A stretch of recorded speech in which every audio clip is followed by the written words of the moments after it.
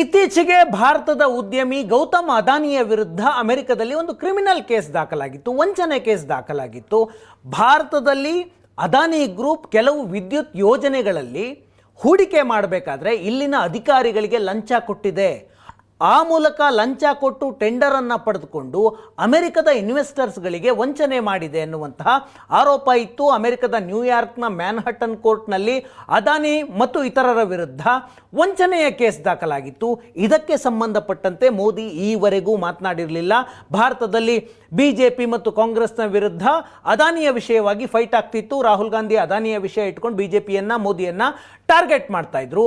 ಅಲ್ಲಿ press ಮೀಟನ್ನು face ಮಾಡಬೇಕಾಯಿತು Narendra Modi. ಈ ಸಂದರ್ಭದಲ್ಲಿ ಪತ್ರಕರ್ತರೊಬ್ಬರು ಪ್ರಶ್ನೆಯನ್ನು ಕೇಳಿದ್ರು ಅದಾನಿಯ ವಿಷಯವಾಗಿ.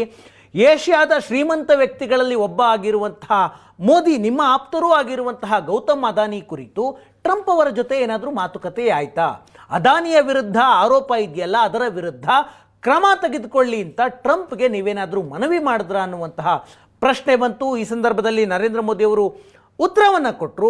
ಎರಡು ದೇಶಗಳ ನಾಯಕರು ಮಾತನಾಡುವಂತಹ ಸಂದರ್ಭದಲ್ಲಿ ಒಬ್ಬ ವ್ಯಕ್ತಿಯ ಕುರಿತಾಗಿ ಚರ್ಚೆ ಆಗೋದಿಲ್ಲ ಅಂತ ಉತ್ತರವನ್ನು ಕೊಟ್ಟಿದ್ದಾರೆ. ಮೋದಿಯ ಉತ್ತರವನ್ನು ಕೇಳಿಸ್ಕೊಳ್ಳಿ. Thank you, Mr. President. Can I ask whether you discussed at all today the case of Gautam Adani, who's one of the wealthiest men in Asia and perceived as an ally of Prime Minister Modi?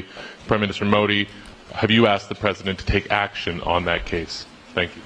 Bharat एक लोकतांत्रिक देश है और हमारे संस्कार, हमारी संस्कृति वसुधैव कुटुंबकम की है. हम पूरे विश्व को अपना एक परिवार मानते हैं. हर भारतीय को मैं अपना मानता हूं. दूसरी बात है, ऐसे व्यक्तिगत मामलों के लिए दो देश के मुखिया न मिलते हैं, न बैठते हैं, न बात करते हैं. Thank you, Mr. President.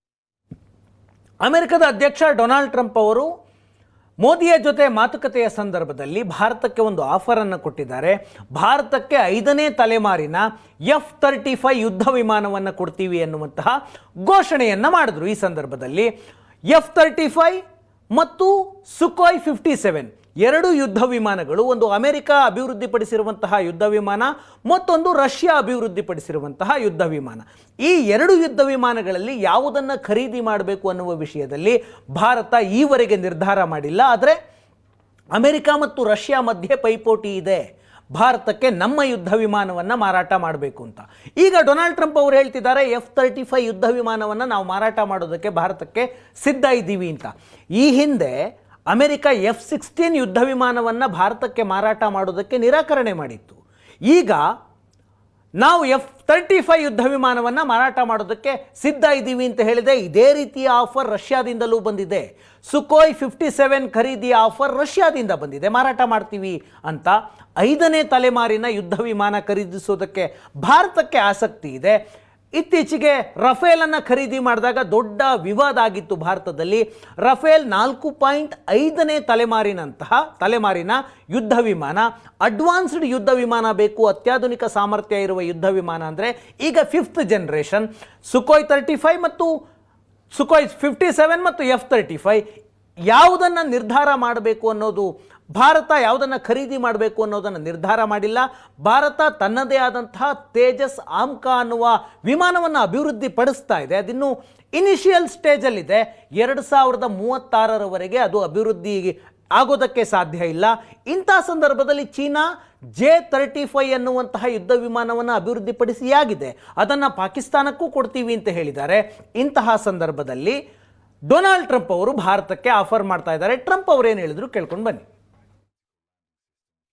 The U.S.-India Compact for the 21st century is a historic initiative that will deepen every aspect of our partnership and our friendship. Starting this year, we'll be increasing military sales to India by many billions of dollars. We're also paving the way to ultimately provide India with the F-35 stealth fighters.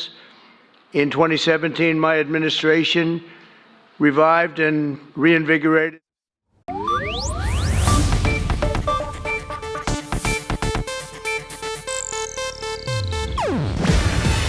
ಇದು Asianet news network ಪ್ರಸ್ತುತಿ. ನೀವು ನೋಡ್ತಿದ್ದೀರಾ Asianet ಸುವರ್ಣ news.